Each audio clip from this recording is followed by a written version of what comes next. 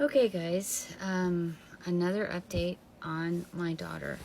Tonight we have a diagnosis, and unfortunately, I think if it was just her appendix, it would have been easier than this. It is gastric endometriosis, and basically gastroenteritis and endometriosis, but the gastroenteritis was caused by the endometriosis, and extremely painful, and honestly,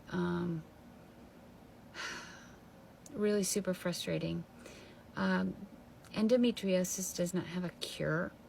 It has treatments. Those treatments are far from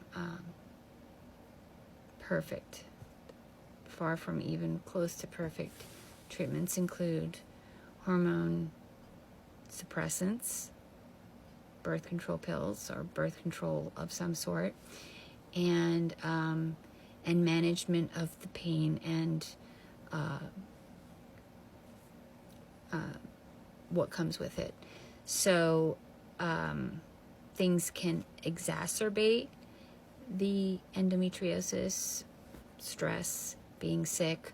Honestly, I think that she had the school trip to Spain, which when she came, it was a grueling trip. It was a sports trip, so they did sports nonstop all day, every day.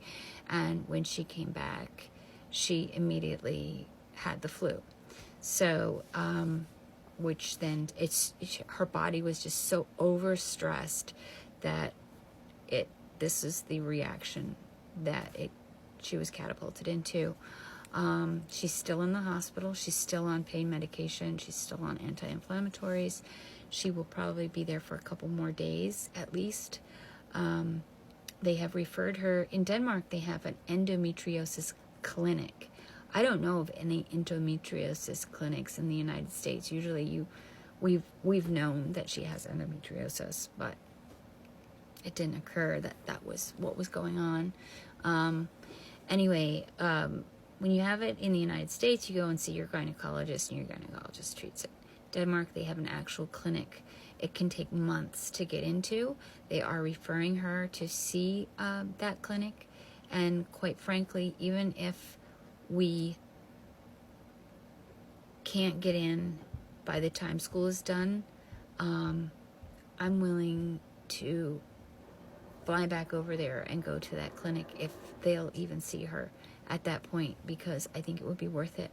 In the meantime, I did a lot of research, and there are dietary changes that you can make. Believe it or not, apple cider vinegar is a huge help with some of these things. Dietary restrictions, gluten-free, dairy-free, and I hate when people make fun of people that are gluten-free or dairy-free, because they are so for a reason, because of these problems that people have. Anything that's an inflammatory or that will cause inflammation, there are foods and beverages and things that can exacerbate things that can exacerbate inflammation, and things that can ward it off. So doing gluten-free, dairy-free, getting rid of red meat from the diet. And these are all things that we did when she was younger, because I am gluten-free and dairy-free, and I don't eat meat. And when as she became an adult, I no longer controlled their food, so my kids were free to choose their own pathways, and I think that honestly, it's a terrible lesson to learn the hard way.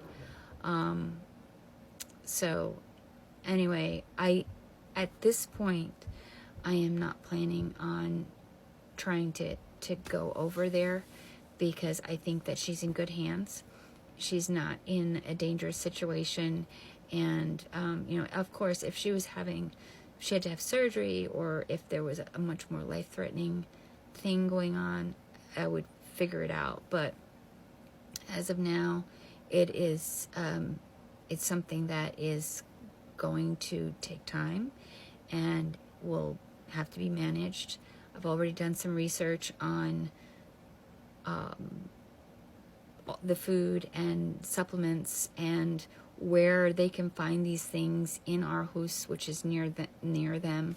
I've told my son where to go and buy some of these things in Aarhus, and hopefully we can get to a place where we're managing it successfully, and she can go on and finish out the rest of her semester happy and having fun and pain-free. That's all I've wanted for her is to be able to embrace this experience and learn as much as she possibly can, being in another country. So thank you again for all of the support. I've had so many people that have reached out and offered assistance, and I'm so grateful for that. And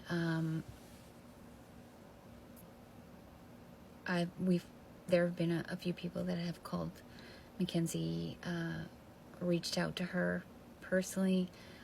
If you wanted to reach out to her, you can find her on Instagram at Ken's Simons, or at her Adventures with Kenzie on Instagram. I'll put that link in the comments, or she's been very grateful for everybody that's reached out to her as well. She's been sleeping pretty much most of the time, and so yeah, I thank you so much for all of the love and support. As always, just so grateful that we have a supportive community. I seem to have a very supportive community across the planet, and not just locally, but out here in social media land. And I appreciate that, super appreciate that. People are kind. There's a kindness when needed. So I super appreciate it. And thanks for all the thoughts and prayers and love and outreaching. And I hope you guys all have a great night. And if there are any other updates, I will do that. Otherwise, I'm going to go back to being my silly self on social media and helping me pass the time in that way. And maybe eventually I'll start doing some live streams, and maybe I'll get my feet wet on that one too. But anyway, again, thank you all. I appreciate it, and lots of love to everybody who's reached out. Thank you. Have a great night.